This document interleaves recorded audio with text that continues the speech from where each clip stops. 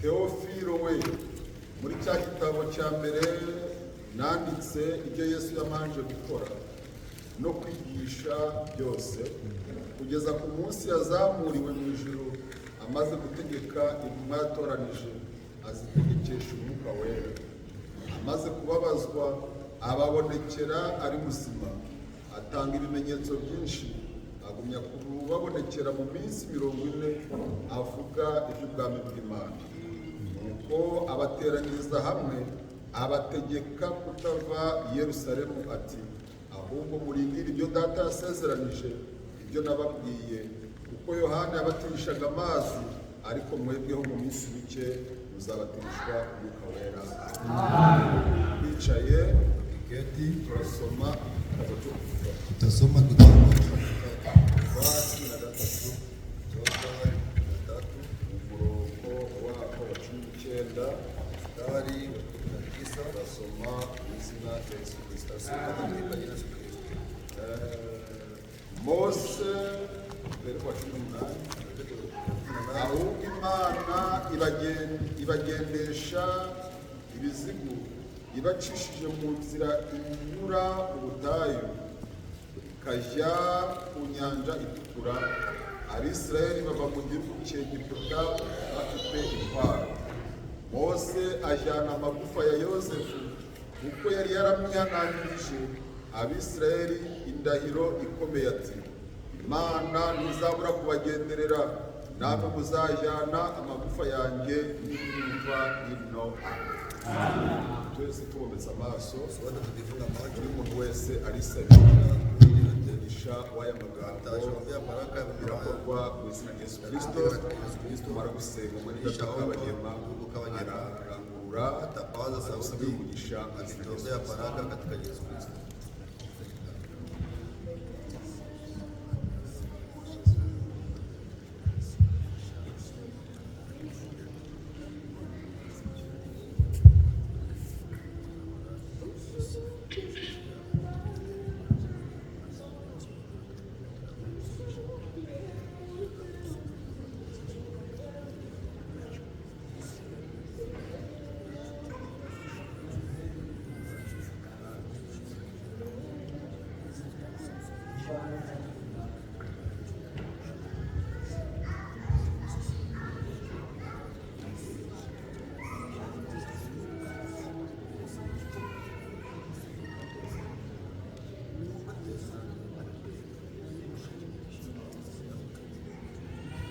Uwiteka Mana ushobora byose, Uwiteka Mana uriho kandi uzahoraho, ni wowe Yesu Kristo.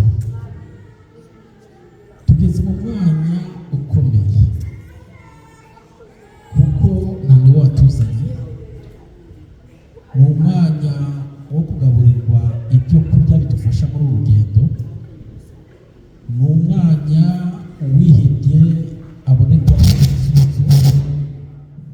mu mwanya wabuze ibisubizo abona ibikwiriye, ni umwanya kandi ukomeye umwanzi arwanya. Ndakwinginze buri nimwe wica mu cyicaro cye, nutangira kuvuga bimwe yumve kabiri, uhembure ubwoko bwicaye hano, uhembure mwene data na mushiki wanjye.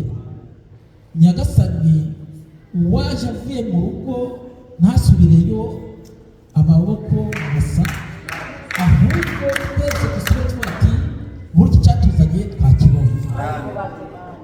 Unyuriye mu mugaragu wawe Nyagasani, tumubonereho umugisha. Urashoboye, ikintu kikunaniye Nyagasani, turakwinginze iri teraniro ryose utuvane mu kirere cy'umubiri, utwambike imbaraga Nyagasani, dusiga amavuta yo kumva ijambo ryawe. Umugaragu wawe n'umusiga amavuta, abagusiga icyamiro bahabwa kuri ayo mavuta. Ibidukwiriye bidukorera umubyeyi, tubigusabye mu izina ry'umwami Yesu Kristo, amen. Eliza kama kusanyika nangwa se n'undi uwo ari we wese au na mtu ihangane akibura n'igice kimwe cy'indirimbo, asubiri atongoza kipindi twese dukomere Imana mu mashyi. sote tupige mu Baratugeze vigelegele, imbere y'Imana ntabwo ari atuambie muri mbele ya Mungu, si ndani ya chumba cha wafu. Chumba cha wafu unapajua, muri morgue ni ahantu h'abantu bapfuye, chumba cha wafu ni nafasi watu wali, ariko imbere y'Imana lakini mbele ya Mungu hari ibyishimo, kuna furaha, hari amahoro, kuna amani, hari umutekano, Amen. hari gutega amaboko, kupaza hari mikono, kwiterera hejuru kuinua juu, ugereranije n'Imana ukilinganisha na yale Mungu igice kimwe ametutendea. cy'indirimbo duhimbaza Imana, Kimoja cha nyimbo tukumtukuza Mungu, hanyuma twumva ijambo ry'Imana baadaye tusikie neno la Mungu mu izina rya Yesu katika jina la Yesu Kristo. kandi twese turaduhagaze. Sote tutakuwa tunasimama.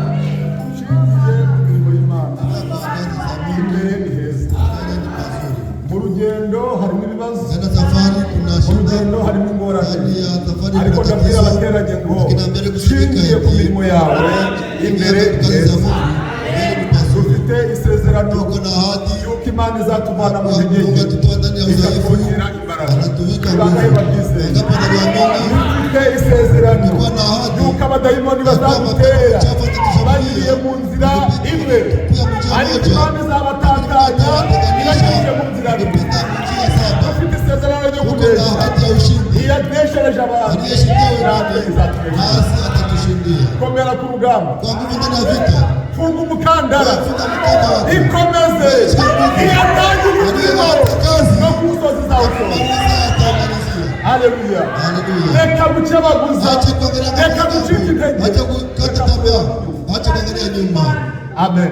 Amen. Mu rugendo hari ibintu bitatu Imana yanga. Safari kuna vitu tatu. Icya mbere, Cha kwanza, Imana yanga umukristo Mungu usubira. anachukia Mkristo anarudia nyuma. Icya kabiri, Ya pili, Imana yanga umukristo wicara Mungu mu nzira. anakatala Mkristo na keti ndani ya njia. Icya gatatu, Ya tatu, Imana yanga umukristo Mungu anakataa Mkristo ureba anaangalia iyo yaturutse, mahali alitokea. ahubwo Mahali umukristo nyakuri Mkristo wa kweli ahanga amaso imbere, anaangalia akavuga ati ntabwo nihamagaye, akavuga ati ubwabyo bwose umunyantege nke Imana izaka imbaraga. Mungu atampatia nguvu. Haleluya. Haleluya. Ejo hari ahantu heza, Jana kulikuwa pazuri. ni bangahe Ni bateranye? wangapi walikusanyika? Mwabikunze Mlivipenda amagambo y'Imana ati maneno ya Mungu eti kuzirikana kabisa, Kuzirikana. kushikamana ijambo na neno ya unabii, la parole prophetique. neno la unabii. Mu gihe cyandi Wakati wa nani? cya Nowa, Wakati wa Nuhu. kuzirikana ijambo ryo mu gihe cya Aburahamu Ndani ya neno la Ibrahimu. ni mu gihe cyacu. Wakati wetu Iyakoranye na Aburahamu aliyetumika na niyo Ibrahimu Mana yacu. ndiyo Mungu wangu. Iyabanye na Elisa Aliyekuwa na Elisa niyo Mana twizeye. ndiyo Mungu tunaamini. Imana y'abahanuzi Mungu wa nabii niyo Mana yacu. ndiyo Mungu wetu. Ibitangaza yakoranye na Ishara walifanya. iracyabikora. Kuko Yesu Kristo yaraje Alikuwa uri jana. umunsi ni kwaje Leo ni vile. akazahinduka. Hatabadilika. Niyo Mana tuyihereye icyubahiro. Izina rya Yesu. Ahirwa abayihungira. Heri wanamkimbilia. Umuhanuzi ari amagambo yavuze akomeye. Nabii kuna maneno ya nguvu aliwahi kusema. Ngo hari abantu bibeshya Na watu ngo wanajidanganya. bakavuga ngo ariko yewe Wanasema ngo lakini yo mbaho mu gihe cya Yesu nimekuwa wakati wa Yesu, ngo ntabwo nari kwemera sijakubali ko babohora Baramu. wafungue Baramu. Umuhanuzi ati Nabii eti uri kubohora none ni mwenyewe nafungua leo ni nani? ati igihagararo none ufite Usimamo leo unayo imbere y'ijambo mbele ya neno. nicyo gihagararo wari kuba ufite mu gihe cya cyakanya. Mule wakati ngo nuko babohora igisambo, sasa wanafungua kabisa mwizi, ariko Yesu umukiranutsi baramwica. lakini Yesu mwenye haki None bari wanamuua. kubohora mu isi. Sasa wewe unafungua nani leo? Yesu ari mu biganza byawe, Yesu iko ndani ya mikono Yesu yako. ari imbere yawe. Yesu iko mbele yako. Ubohoye nde, Unafungua nani? ubambye nde. Unasuluhisha Uhagaze nani? none Unasema leo wari guhagarara ni vile cyane. umesimama na mule wakati. Niba rino jambo uryumva uri kwika Kama hii neno nalisikia ukishikokota, imesaje ukayumva bameze nk'abari gutsinda, ujumbe unasikia kama bameze wanakukazia, nk'abari guhana. kama ni kukazia. No mu gihe cyashize Na wakati niko wari guhagarara imbere ya kama Baba, vile mbele ya Baba, imbere ya Yesu, mbele ya Yesu. bamwitamo Baraba, umukiranutsi bakamubamba. Nongere babwire ngo Frank yasize yavuze ngo igihagararo ufite none nicyo bari kugirana cyane. Yeye ungekuwa kule wakati. Ahandi ngo Pengine eti buri muntu wese azibona mu byo yahisemo. kila yeyote atajiangalia yale alichagua. Umwanya wahisemo no, Nafasi ulichagua leo. igihagararo ufitemo no, Msimamo uko naye leo. umwete ufitemo no, Bidii unayo leo. amavuta ufite no, Mafuta unayo leo. imigendere ufite no, Mwenendo unayo ibikorwa leo. ufite no, Matendo unayo leo. imbere ya mwene so, Mbele ya ndugu yako. imbere y'abakozi, Mbele ya watumishi. imbere y'abasore, Mbele ya wajane. imbere y'imesaje, Mbele ya ujumbe. aho niho baragusanga. Pale ndipo atakukuta. naho kandi mwami wanjye Hari abarasanga bari gufimana, Kuna wenye watakutana wanashikana ndani ya imesaje tuyishyire hasi Usitie chini. ahubwo tugera gufimana. Utakufa. Aho bahisemo niho baragusanga. Chagua hapa tutakukuta. Hari abasarasanga bava mu gukorwa baziga, Mimi niko mtu wa maziga. aho bahisemo barahagusanga. Chagua watakuta pale. Hari abarasa wengine watakuja ndani kusema sema, bicujwe no kuvuga bene wanaketi juu ya kusengenya wa ndugu, aba bagira ibisiga watawachinjia Abraham alikuvuga ngo Abraham anasema iyo kuko kwivanga ile kuku bata watu kukwambia rudisha utapata, nakwambia ongezi isimamishe, udakunda ntazimana unapenda Imana y'urukundo Mungu ni upendo, wenye wataingia ni upendo, wenye watakuwa upendo, ile idea ni ya kumanafanyia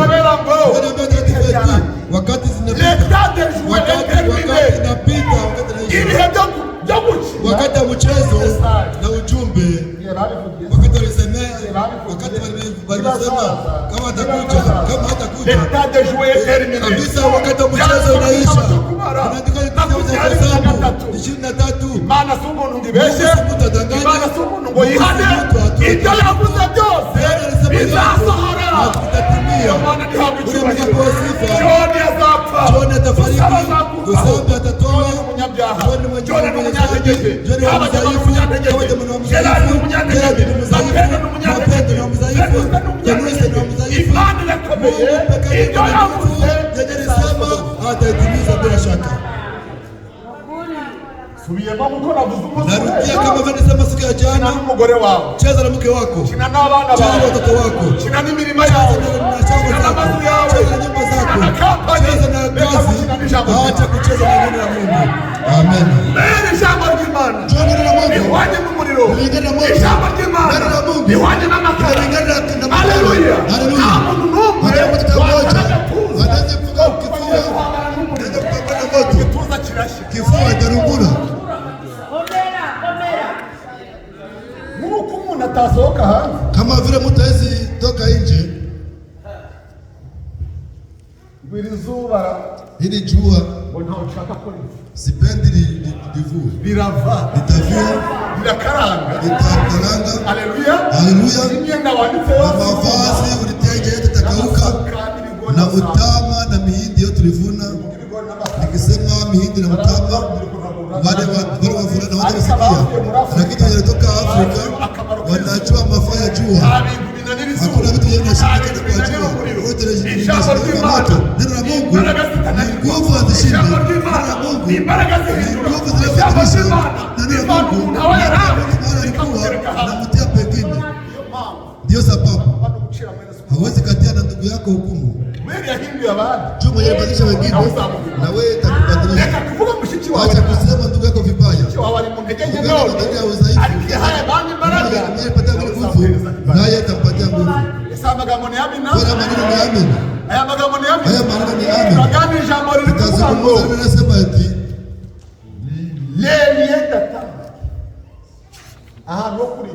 mahali ya kuchungia. Mahali ya kungojea ahadi. Fasi ya kungojelea ahadi. Ahantu ho gutegereza isezerano. Hakicyongereza babyita iki? English wanasema je? To wait for the promise. English wanasema wait. Wakati kungojea for the promise ya ahadi. Nukuvuga ngo ahantu kuna fasi ya kungojea. Amagambo y'Imana dusomye aravuze ati Maana Mungu tunasoma nasema yewe Teofilo we. Teofilo. Muri cya gitabo cya mbere nanditse. Muri kitabu ya kwanza niandika. Ibyo Yesu yabanje gukora. Yesu alifanya. No kwigisha byose. Na kufundisha vyote. Kugeza ku munsi yazamuri. Kwa wakati alinyakuliwa. Amaze gutegeka intumwa yatoranije. Azitegekesha umwuka wera. Amaze kubabazwa. Ababonekera y'umusiga. Atanga ibimenyetso byinshi. Agumye kubabonekera. Mu minsi 40. Aravuga ati. Anasema eti. Nuko abateraniriza. Anakusaidia pamoja. Ni wakati wa kukusanya. Ni igihe cyo guteranya. Ni igihe cyo guteranirizwa hamwe. Ni wakati wa kukusanyishwa. Telefone ufite barayiteranya. Simu unayo walikusanyisha. Sinababwiye ejo. Niliwaambia jana. You know Mike. Hano kantu kari kuvuga mu mwe byumva. Au kari kumva hapo kari kumva. Haiko nasikia.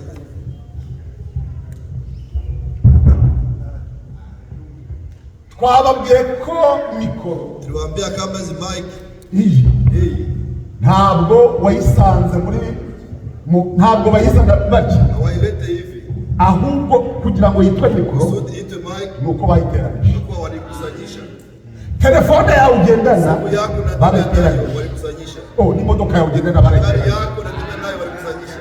Wayidepyesa Wakutenganisha. agahereza Venuste kiriya cy'imbere agafata iriya direction ukayihereza uriya mufurere n'amapine ukayavanaho wayitwara. Erega yanyura muri highway bagukubitiramo, polisi zakubwira ngo gutwara imodoka itagira amapine. Imodoka ugendamo irateranijwe, inzu ubamo nayo irateranijwe, telefone ufite nayo irateranijwe. Baziteraniriza he? Mu ruganda. Ufite uruganda natwe itorero ry'Imana abazajya mu ijuru bari kubateranirizamo. Haleluya. Bari kubateranirizamo kugira ngo bakimukize. Bakwe kitu kilio hai. Ababyeyi babyara abana Wazazi wanazaa watoto. nimumbwire ko umwana yinjira mu nda afite igihango. Waniambie mtoto aliye mtumbo yuko na kichwa. Umwana yinjira mu nda afite Mtoto igihango. anaingia ndani ya tumbo yuko na kichwa. Imana ifata akaboko, Unakamata mkono. Imana igafata akaboko, Unakamata mguu. Imana igafata umutwe, Unakamata kichwa. ibyo bintu byose ikabiteranya kikaba kibaye ikintu kizima. Urwanda rukaba ruravutse kubera rwateranirije mu nda. Itorero ry'Imana riri guteranywa, abera b'Imana turi ingingo bari kuduteraniriza mu mubiri wa Yesu Kristo. Nimara gushika itorero rizamuka, ariko umwe hariya yewe ni uwa Kabagema, yewe ni uwa John, yewe ni uwa Venuste, yewe ni uwa Paulo. Oya, Alevema ntayo. Abera b'Imana bazateranirizwa hamwe. Haleluya. Ijambo ry'Imana ni ngombwa ngo riduteranirize. Lazima tukusanyishe pamoja. Icyuma cyose Chuma yote ngo cyananira ingawa lazima bagiteraniriza hamwe mu ruganda rw'umuriro. wanatia ndani ya kwenye moto. Kabona kivuye mu ishoka, Toka kabisa kabona kivuye mu kindi kintu, kitu kingine. kubera nta kinaniye umuriro. Juu hakuna kitu kinashindikana kwa Nata byuma bya senyeri biri imbere y'umuriro. Haleluya. Amasaha azagera uzashaka n'ibyahu bibure, kubera yaguhamagaye irakwishingiye. Amen. Amen. Imana iteranirije umuntu Mungu hamwe. akikusanyisha mtu pamoja, Ubuvuke babugira kuzaliwa kunakuwa kunataka kuwa Kabagema. Kabagema. Wagiye kubona Unataka kuona ubona baguhaye umugabane utaravutse kwa so. unaona wanakupatia sehemu bila kuzaliwa kwa baba yako. Nta muntu baraga Hawezi patia mtu urithi kama kuzaliwa. niyo mpamvu byanditswe mu Kwa Baroma sababu inatoka ndani ya Warumi. hari ku 18 umurongo wa mbere. 8 mstari wa Iyo kwanza. umuntu ari muri Kristo Yesu aba ari cyane mu gishya. Ibya kera byose Zamani vyote vinakuwa vinaisha. ndi kubaganiza ngo Na wazungumzie hari ahantu ho kurindirira. kuna Ejo twabibonye neza, tubona ko ibihe birangiye, tubona ko amasaha yarenze, ibihe byarangiye, muzumva intambara, muzumva impuha, muzumva amakuru, abandi bazaryana, ubugome buzagwira, abandi b'umuntu bazaba mu rugo rwe, abana bawe bazaguhagurukira, bazagufata mu muhogo, n'abaturage utakekaga bose bazaguhagurukira. Ibyo byose mureke bisohore, byose ni ubuhanuzi. Umuhanuzi ugomba gusohora uko Imana yabivuze. kama vile Mungu alivisema. Nta muntu uzatangira ubuhanuzi Hakuna mtu ataanza unabii nubwo waba urinde, ingawa kwa iko nani.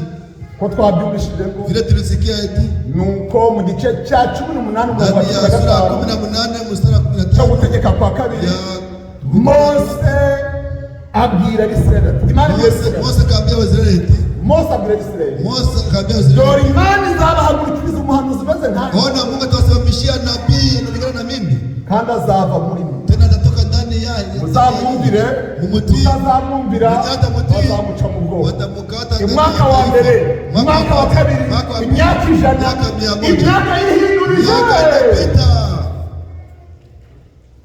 Yesu Kristo arabonetse. Yesu Kristo anapatikana Mu byakozwe n'intumwa, ndani ya matendo ya mitume. Petero Petro nabibabwiye ejo, Mwambie jana. ari kugenda na Yohana, Ndani ya Yohana bageze ahantu Wamefika mahali. wampa Mpatie.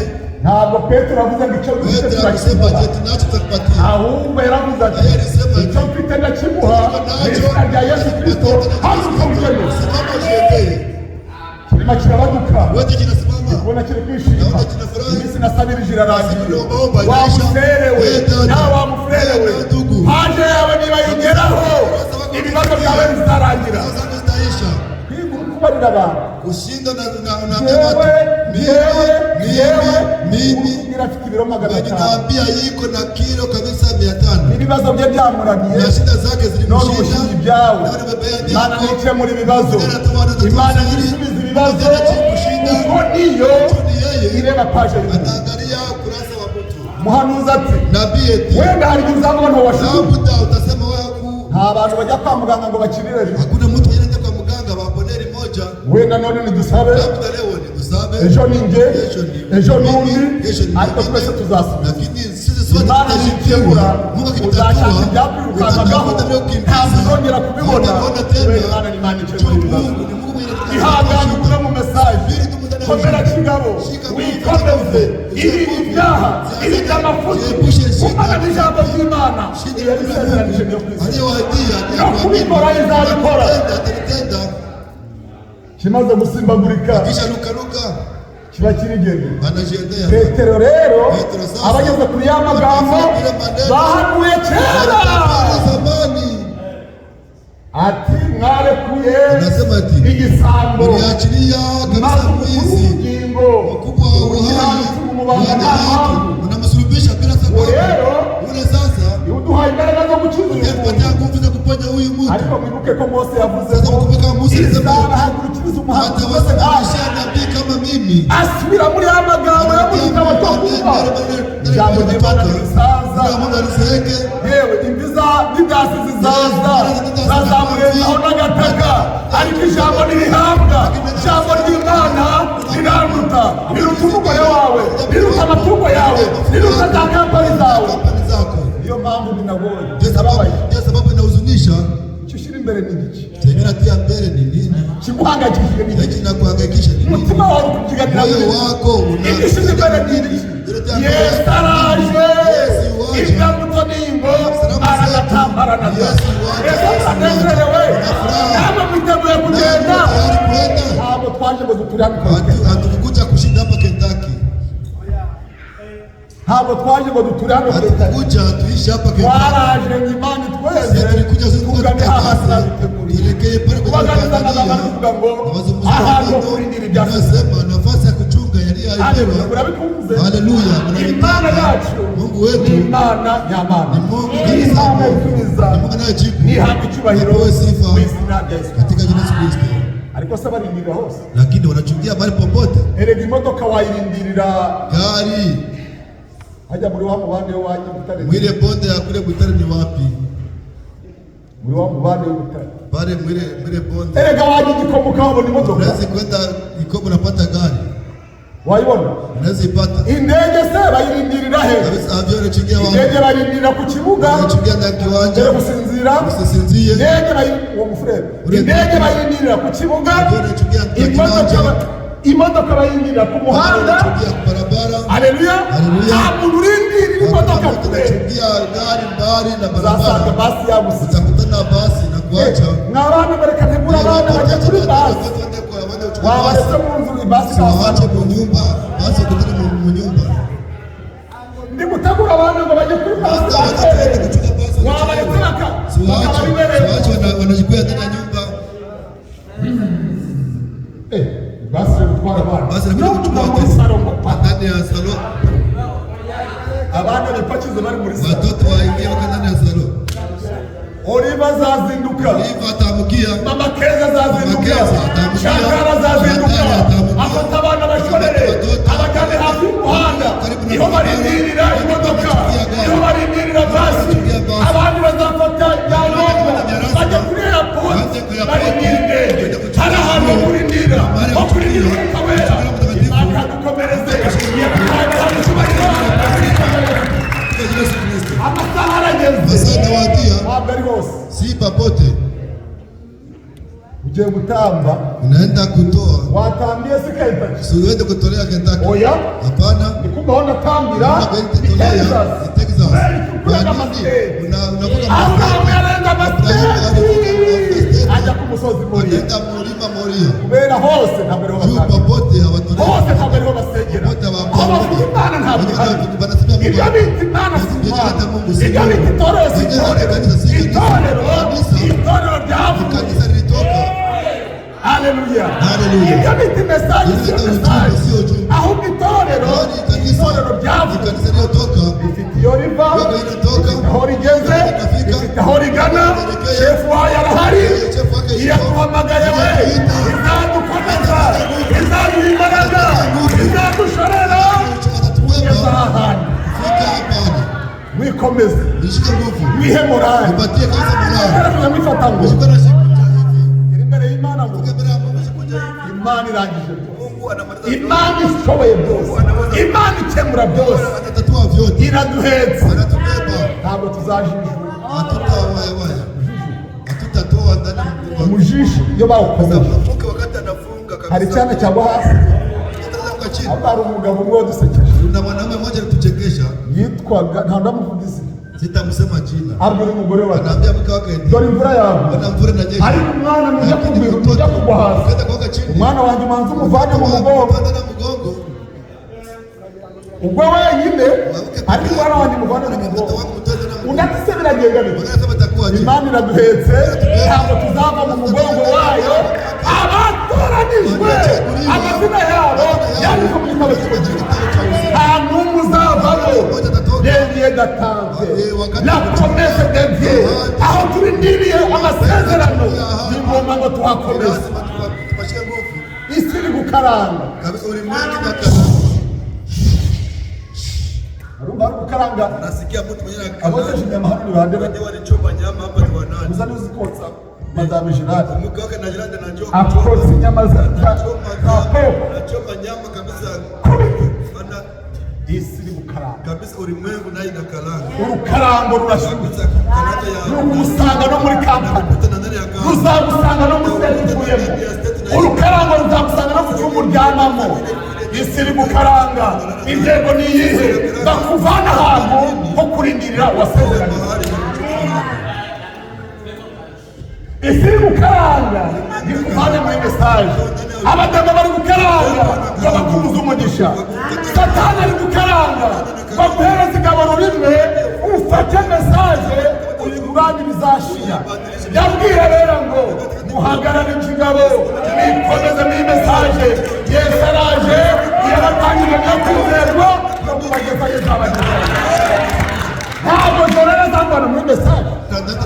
Ntabwo kabagema yayivanayo. Ntabwo umufurere yayiburamo. Nahamagawe na senyeri. Kiriya gisemo cyanyu mbona ibintu abantu barimo njya mbona bameze nk'abapagani. We wakurikiye umuntu Wewe ulipata moto. Frebra nama ari kuvuga ngo wasambura harimo ibice bitatu. Harimo abizera, harimo abizera buhoro, harimo n'abatizera. Abasinzi bari muno, Warefu wiko ndani. abamaraya bari muno, abanyamuranyi bari muno, bose baraterana. Wote wanakusanyika. Ni ibice bitatu. Ariko mubwire ngo umugeni ninde arayindiriye, ari mu masezerano, ari mu parole. Imana y'abakeneye imbaraga, imbaraga zo kwiyumvira, imbaraga zo gutegereza, gutegereza amasezerano y'Imana. Ariko nk'umuntu alevemiza agafashe igicupa, Lakini mtu kuja kula kutafua anakuwa anakamata chupa. zakariga zote zirarambiranye. Harika zote zinatuchokesha. Alevemiza gutungura, uzamutari wayishyira ku munwa, abandi bazazamuka usigaye. Uzamugeze kuri hoteli, ujyanye amaraya kuri hoteli, utari winjiramo, arevema izaba. Yabwira rero, itegure revema yasohoye. Ibyasezeranijwe, byashyushye, bigahumura. Arindego, ibyahanuwe mureke tabiwa. Kugira ngo ashyire oferi. Ibyahanuwe bigize. Yesu abayemuzi. Ibyahanuwe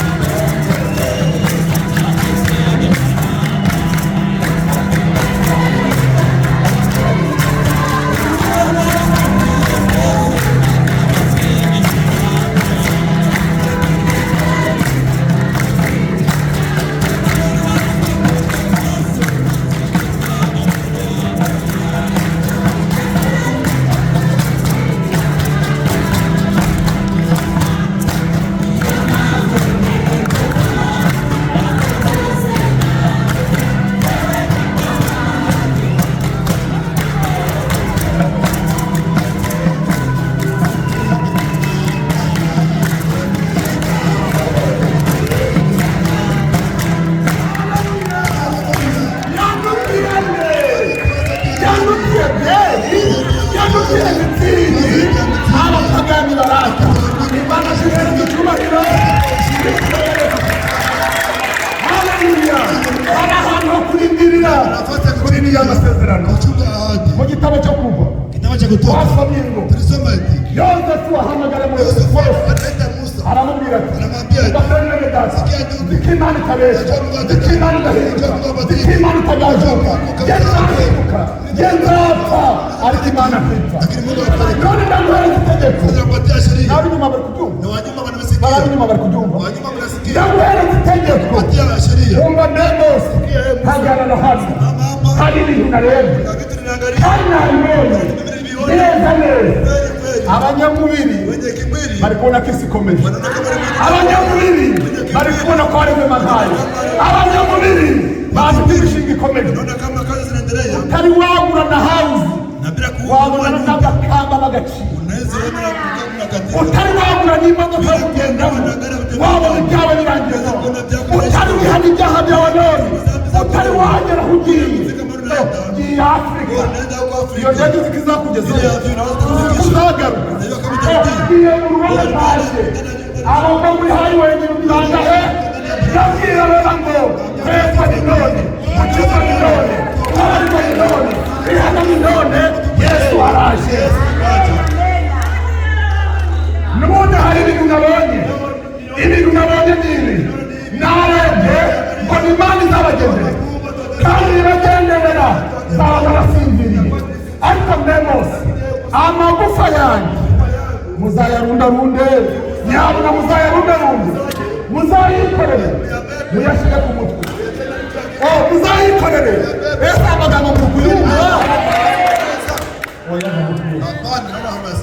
muzikorere amagufa yanjye nta na kamwe gasigaye muzayakubite ku mutwe Imana nibagenderera muzayajane muyajane he i Kanani musambi mazete musambi muzuku muchamba ya kufuliwa isambi muzuku nazo turayifite isambi muzuku isambi muzuku ijambo ry'Imana. Haleluya. Bapare isambi muzuku na shamba kufuliwa. Mose yumva amagambo aragati mbega mwishurirwa kujya mu ijuru ntabwo babitekera mu mutwe ahubwo kujya mu ijuru barabishurirwa. Nushyira mu bwenge ukitiamo hekima uwaguhemukiye uzamwanga wenyewe wazi kwa kutamukatana nahanyuze uhatwika na mahali napita upapitishe nuko batangweza cya gisasu kicyo gitwika n'amabuye masasi narunguza na miguu unaweza enda na murunguza na miguu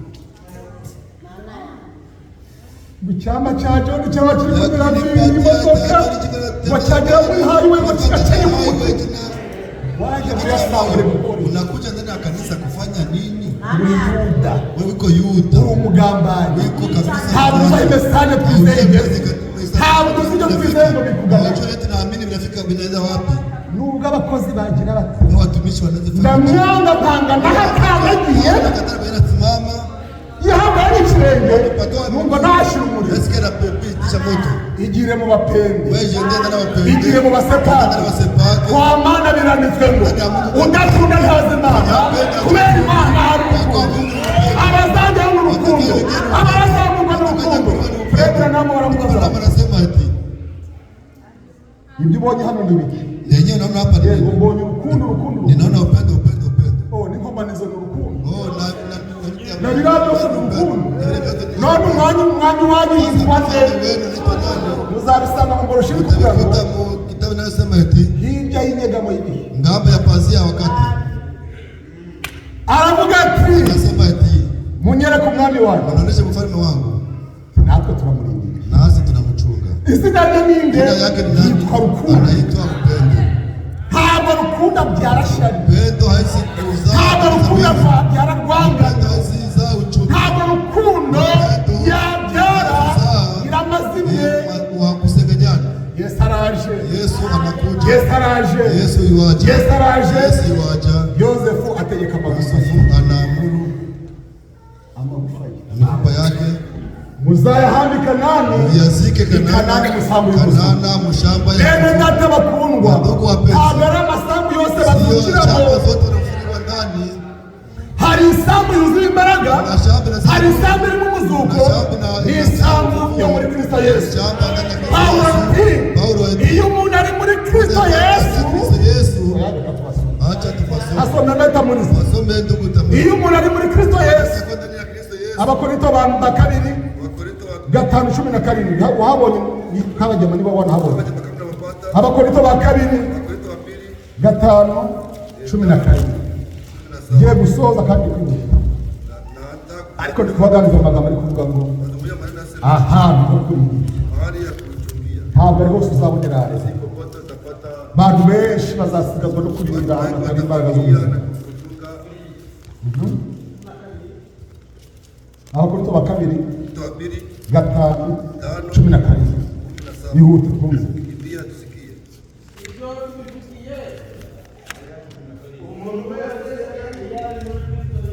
Aha, ni bangahe babyemeye? Uyu umuntu ari he? Iyo umuntu ari mu asambure mu gihe iyo umuntu ari umuririmbyi utaikuwa mwimbaji, iyo umuntu ari umukozi utaikuwa mtumishi, iyo umuntu agiye muri Sunday school utakwenda ndani ya shule Jumapili, utaikuwa wapi?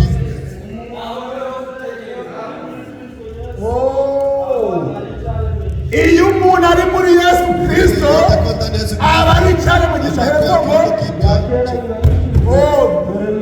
ibya kera wa mukobwa we n'amapantaro wambaraga kera, za meshe wambaraga kera, kajya muri saluni bakagushyiraho ndani ya saloni cyangwa ko bitu. Iyo umuntu ari muri Yesu ibyo byose biba bishize byamuneguranye. Ejo nababwiye ngo dufite marayika ugenda tumaraho ibizima, arahanagura amahumane. Muzaba n'umurasigaranye amahumane 3. Iyo ahanaguye amahumane 10 n'aya 3 zayahanagura. Aracyari mu rugamba. Ejo nababwiye ngo aho bakajorite hariho abari kurebesha ijisho rimwe. Ni mu rugamba rero bakora ijisho, ari kureba Eugene akamubonamo babiri. Anaangalia Eugene na muangalia watu wawili. Yesu kureba neza. Anaangalia ibyo mbona nawe urabibona.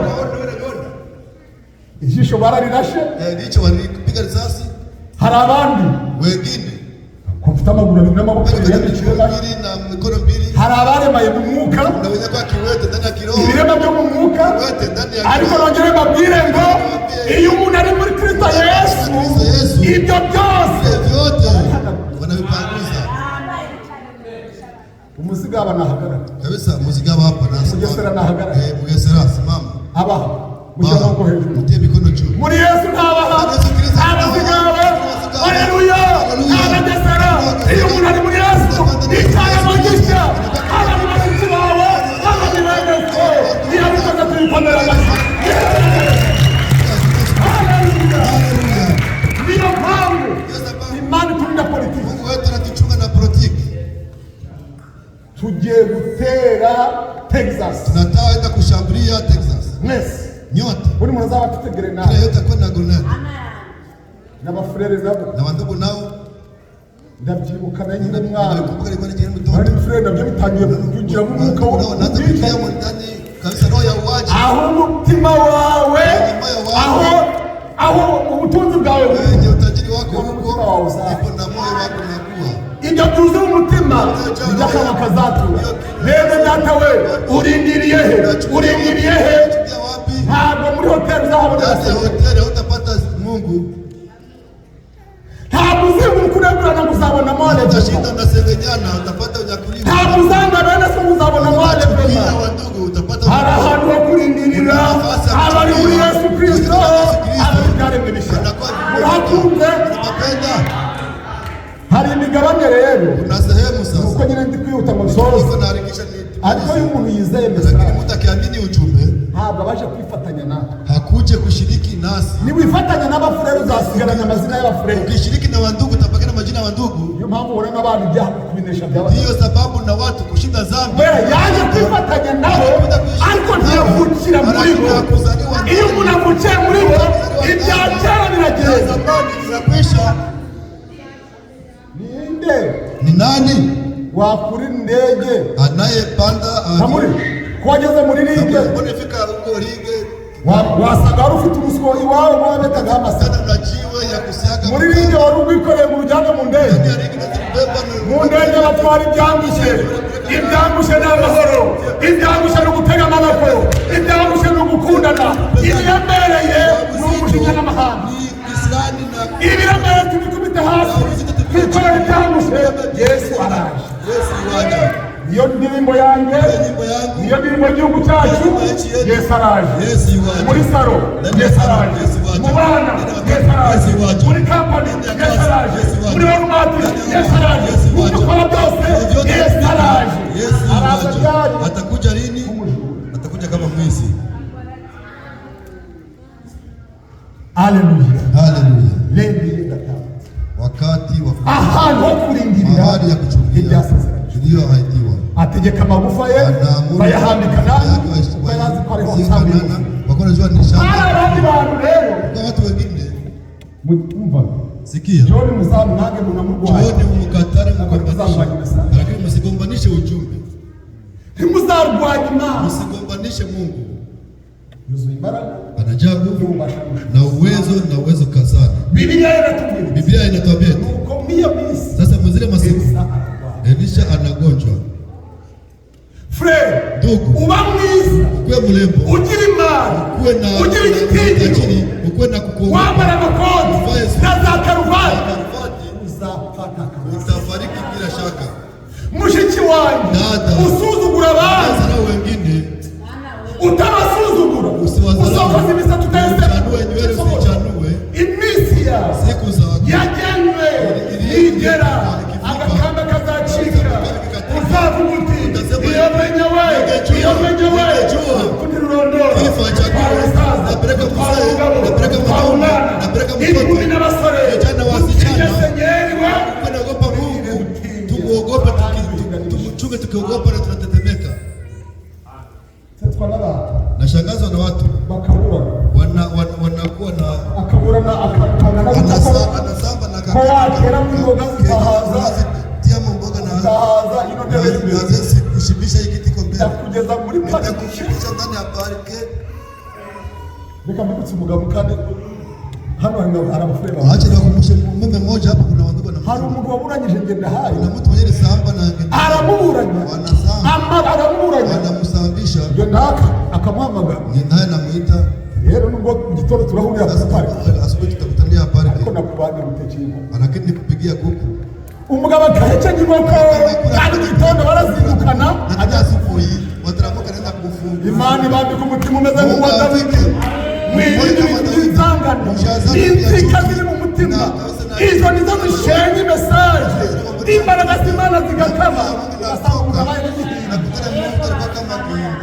kisiga amavuta unajipaka mafuta vara komple ukavaa manguo vara viatu unavaa viatu bakura kagira ngo wanakuangalia binduzi wanawaza na mmoja anachua kabisa urugumbu arusiga amavire kintu mpaka mafuta rwayaga inaweza kuangana ntabwo rwayaga kubera urwango urakomeye cyane ndabwira bera ngo mwivane n'amakakama y'urwangano n'inzika niho umwuka wera muzamuhawe bitameze bityo muririmba mutaririmba ibyo bikiri mu mitima alevema ntayo ndabwira bera ngo dufite isambu y'umutuko abayemeye Imana ibatera umugisha Kristo rya Yesu Kristo hari ahantu ho kwinjira ya kuchukia kandi burya tena ndashoje namaliza ndashoje namaliza ariko aya magambo lakini maneno haya mu mutima wewe unaingia ndani ya moyo niba guhamba n'ahantu hatari sawa kuzika mahali hakuna shamba ya ufufuo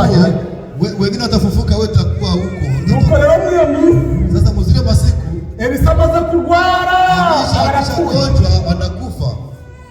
Elisa yapfuye Elisha alikufa tulikuwa tulimpata mtumishi wa Mungu yakoze ibi alifanya hivi mwene dada, ndugu, mushiki wanyu, dada yangu, wa musore we, wa nkumi we, mukozi w'Imana, diyakoni we, mukozi w'Imana, abateranye mwese, nimusezera ku isi, bazaravuga ibiki? Watawasema nini?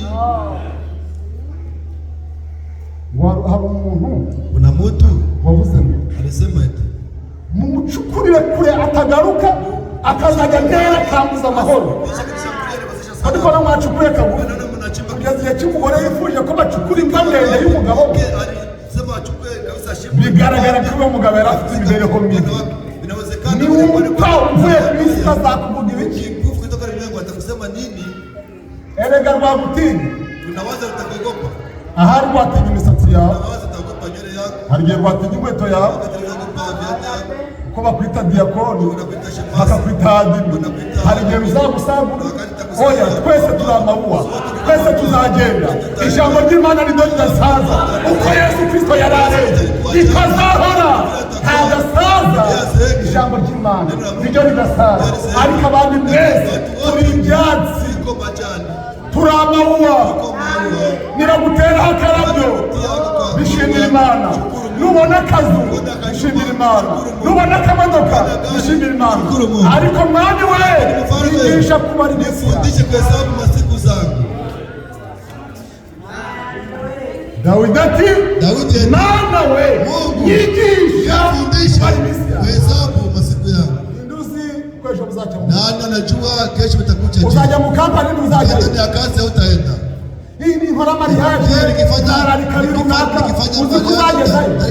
Fulani unawaza utafika. Dutinye Imana. Yesu araje. Yesu iwaja. Sambi muzuko. Barangira mu gitondo. Kugira ngo buri wese ahabone ikibanza. Utapata kiwanja gusumba ibibanza byo muri leo zaidi viwanja vya Kentucky. Amagambo murayemeye. Hii maneno mnayekubali. Aya magambo arimo imbaraga. Aya magambo abateje intambwe. Reka nsoze mu izina. Acha nimalize katika jina. None bamaze guhamba Elisa. Muzika Elisha. Hari abantu baragiye guhamba. Hata kuzika. Bikoreye intumwa. Wakabeba mzoga. Ajya abatuye muri Afrika. Wenye walikuwa naishi hapo. Ikintu bikoragamo intumwa. Kile kitu walikuwa wanabeba hapo. Bakibohaga mu migabo. Walikuwa wanachifuka ndani ya Chipoyi. boy. Genda gutya. Nenda hivi. Tugiye guhamba. Kuzika. Bagihetse ya bumbi gitari inyuma. Abagaya. Yakawe tukagenda. N'ubukunda umugore wawe. Ingawa unapenda mke wako, hamtenda pamoja. N'ubukunda umugabo wawe. Imbere y'uko bakose bafata ya ngumbi bayijugunya kuri cya gituro cya Elisa. Bamaze kwiruka babona yakumbi. Izomu twahaye.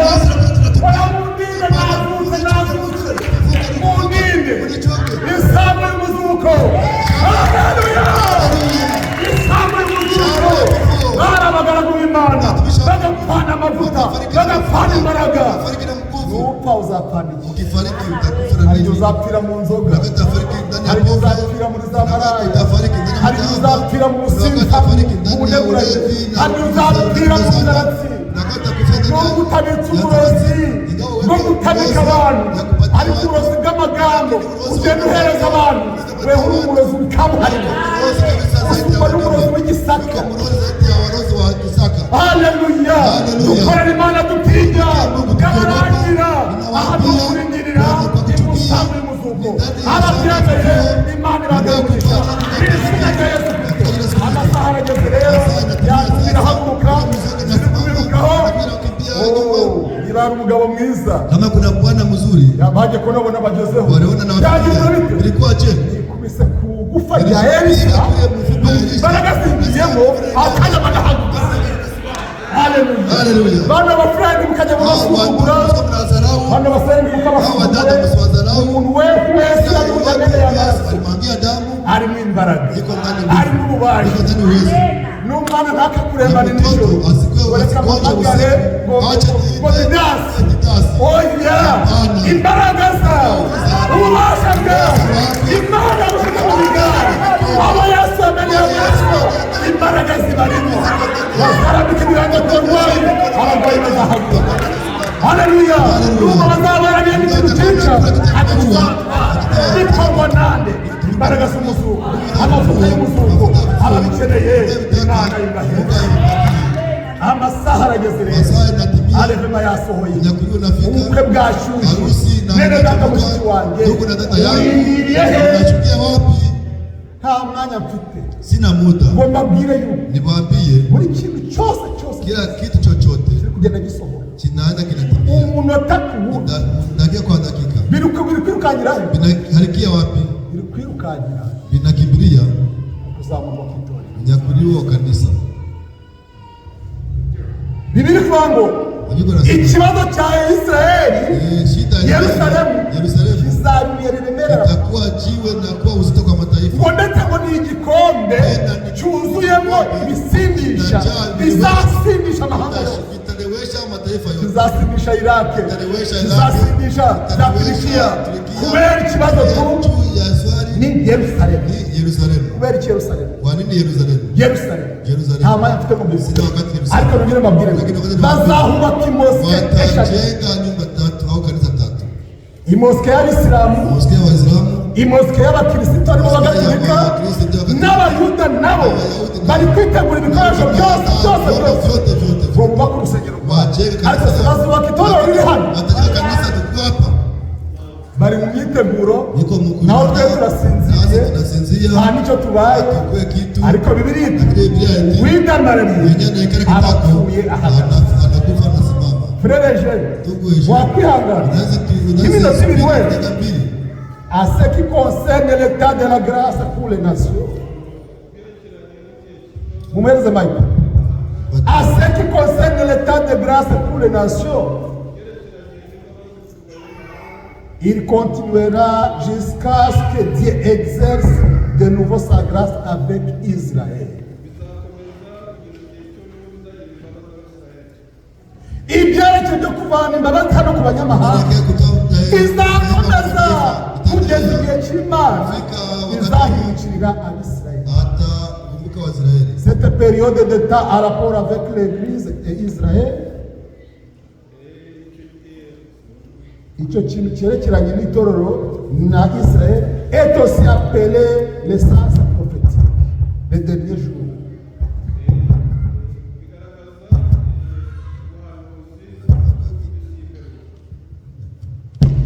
Le plan divin du salut se déroulera exactement selon les décès formés depuis l'éternité.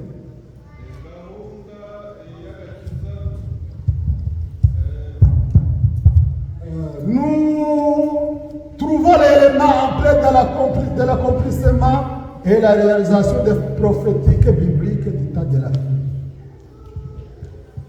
Turukubona ugushyika k'ubuhanuzi bwo mu bihe by'imperuka. wakati wa mwisho. Cela peut arriver à tout moment. Ibyo byose bizagaragara igihe cyose. Que l'état de la grâce pour les nations Igihe kiba s'est terminé. kizaba kirangiye. Nimujya kubona Kwenda kuona. ukabona Isirayeli Naona Israeli. iri kwitegura muri kintu cyose, Ajiandaa kila iri kitu kugaragara chochote. yuko Inafika Imana hapa. ivanye agakiza mu banyamahanga. Anatoa wokovu kwa wa mataifa. Muri kubyumva neza? Unasikiliza vema. Dieu fasse un nouveau commencement spirituel avec Israël. Imana itangije igihe cy'imbabazi cy'umwuka ku Bisirayeli. Que l'alliance avec l'Antichrist soit conclue et le temple rebâti. Igihe cy'isezerano. Que l'alliance avec l'Antichrist, amasezerano hagati amasezerano ya Antichrist hagati ya Antikristo soit conclue azasohora et le temple rebâti. kandi n'igihe urusengero ruzongera kubakwa. Amasezerano ya Antikristo azaba ageze igihe ko wanafika wakati kandi n'urusengero ruhite rwubakwa. tena na kanisa itajengwa Ngo bazakorana mu biganza mikono ibyo twapfaga tulikuwa tunafia kubera hariho itorero na kanisa ryiyita Abakristo jita wa Kristo rikomoka kuri Isaka, hariho irindi rikomoka kuri Ishimayeli aribo Barabu. yo Warabu. Haleluya. Haleluya. Hariho n'Abayuda. Kuna Wayahudi Ni ukuvuga ngo kusema ya kwamba Abayuda, Abarabu n'Abakristo uko ari amadini atatu akomeye mu isi, ayo yose arakorana mu biganza. wote atakuza ndani ya mikono. ibyo twakoze twabikura mu nzira. tunafia tutoe ndani ya njia, Iyi twabikura mu nzira tutoe ndani ya njia je, mugende mwubaka urusengero tuende rwanyu. kujenga kanisa yenu. Amadini ari kwiyunga ukanga kwiyungana mwene se. Unajiunga na unakataa kujiunga na ndugu yako. Ukanga kwiyungana mwene se. Unakataa kujiunga na ndugu yako. Yesu araje. Yesu yuaje. Urusengero Kanisa rugiye kuba. inaenda kujenga. Le retour du peuple d'Israël dans le pays promis doit entraînement nécessairement avec lui toutes les particularités qui sont réelles. Le retour du peuple d'Israël dans le pays doit entraîner nécessairement avec lui toutes les particularités qui sont réelles. Pour l'Église, cela signifie le plus haut degré d'allègre.